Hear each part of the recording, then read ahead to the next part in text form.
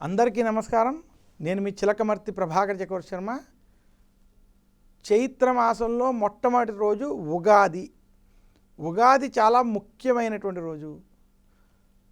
మన యొక్క పురాణాల ప్రకారం, మన శాస్త్రాల ప్రకారం, విశేషించి జ్యోతిష్ శాస్త్ర ప్రకారం సంవత్సరంలో 3.5 ముఖ్య ముహూర్తాలు ఉన్నాయి. అందులో 3 రోజులకి చాలా ప్రాధాన్యత ఇచ్చారు. ఈ 3 రోజుల్లో ఏ పని ప్రారంభించినా ఎటువంటి ముహూర్తంతో పని లేకుండా శుభ ఫలితాలను పొందగలరు అన్నారు. ఆ 3 రోజుల్లో మొట్టమొదటిది చైత్రమాస శుక్లపక్ష పాడ్యమి ఉగాది రోజు, 2 వైశాఖ మాస శుక్లపక్ష తృతీయ అక్షయ తృతీయ, 3 ఆశ్వయుజ మాస శుక్లపక్ష దశమి విజయదశమి.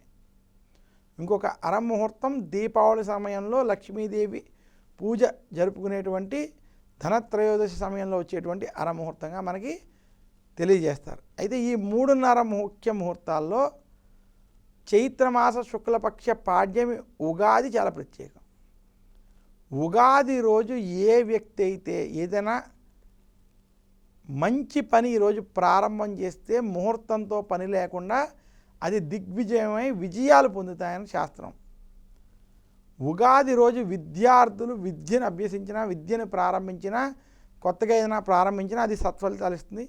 కళాకారులు ఈరోజు ఏదైనా కళలకు సంబంధించి ప్రారంభం చేస్తే అది విశేషమైన ఆదరణ లభిస్తుంది.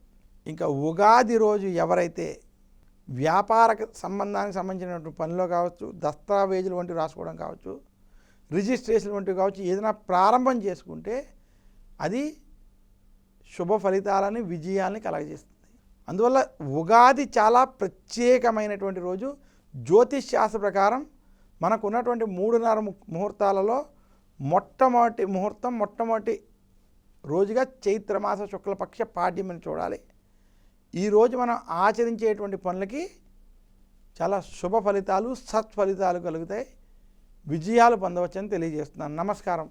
మీ చిలకమర్తి ప్రభాకర్ చక్రవర్తి శర్మ.